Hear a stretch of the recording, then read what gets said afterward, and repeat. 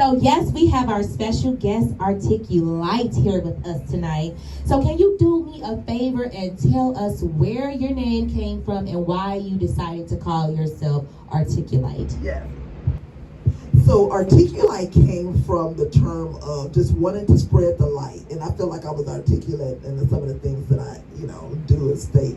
And I remember my pastor would say, "Oh, you're very articulate," or so forth back in the days. So I wanted to spread the light to people. So that whole light part. Also, MC Light has always been.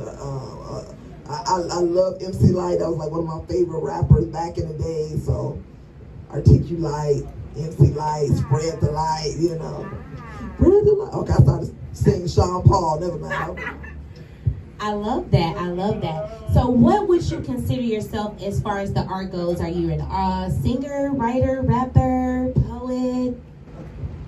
I am a spoken word artist as well as a producer, because I produced a TV show, or I curated different types of poetry shows, making poetry fun, from making a poetry concert with strictly comedy, like strictly comedy poets, but just a clean version, because Hot Sauce Poetry, which is a poetry set that I host and produce, is an inspirational clean set. And we always tell people that it's not that it's censored, but not that strongly censored, meaning that it's about the positive in the message. An example, if you're going to say, "Bitch better have my money," versus, "Women, you a goddess and not a bitch." You know what I'm saying? So we're going to take it's okay to say, say the bitch, or if it's in a positive matter. Because I've been to so many different sets and events where soon I get in, I feel like they cussing me out. You know what I'm saying? Or, so it's a clean set. So when did you get started doing poetry on the Chicago scene, I would say? I got started doing poetry on the Chicago scene. Let me think. Because it's been 20 years, I want to say. I'm going all the way back, because I did my first poem when I graduated from college in 1998, when I had a breakup in a relationship breakup. And that kind of spirits the poem, on the heartbreak and everything, you're crying on the paper. I did my first poem, I think, at Ear Candy. I don't know if you're familiar with this set called Ear Candy, that was hosted by Miles and Passion, and they used to have it at the Southside Cultural Center, the Brownstone, and over it. And I want to say that was in the 90s. So how do you feel about the poetry scene in Chicago right now, as far as in 2024? Because we're in 2024 right now. So how do you feel about it? How has it changed from when you first started to where it is now? How do you feel about that? I got a lot to say about that. I got a lot to say about that. Because, whoa, man, you know how much time we get. I feel that the poetry scene right now, it's two things. It's better when it comes to camaraderie in regards to people. Because before it was strongly divided. We got certain names out here that don't want to name, but certain people had their groups and their cliques, strongly groups and cliques. Other people don't want to hang with the groups and cliques, and other people, if they find out you hanging with that clique, they don't like you because you hanging with that clique, or you cool with this. It was like so much animosity, and if your poetry set was on the same week as this person, they got mad and upset, or if it was on the same day, they got mad, so it was just a lot of gang banging in the poetry scene. And they called it was a poet that made a poem about it. It was like poetry gang banging. Like, look, who you rapping, who you with, and it better be the right person. If so, you ain't, hey.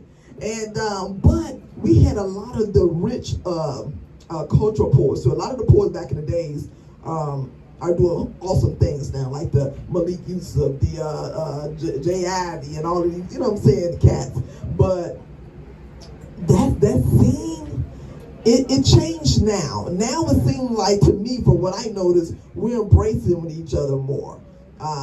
Maybe because after the COVID, everybody thinking like, dang, shit, nigga, I'm gonna die. Look, you my brother, you my sister now. So I'm looking at beef being squashed. I'm looking at people being cool with other people. Poetry sets being on the same day. It's like everybody's showing people more love now.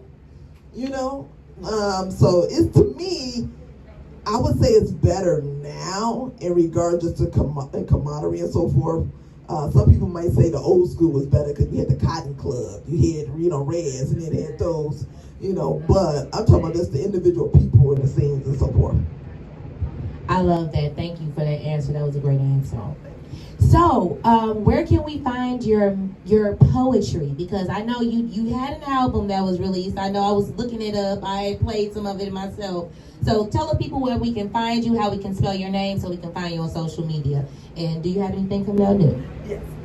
Okay, so I have an old album, but I'm trying to launch this new album.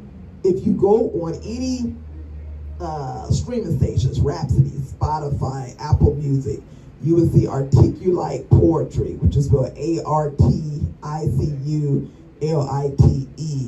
and then poetry. It's on any streaming services. But my views, like that album, which was about 10 years ago, my views kind of changed now. And sometimes we evolve and change over the years. So some of the stuff on there was kind of new that I added, but some of the stuff is kind of old on there. So the new album is going to be, it's just a new evolved me. And just introducing clean spoken word, a different type of spoken word, just getting out there and networking with different other people and, bringing something new.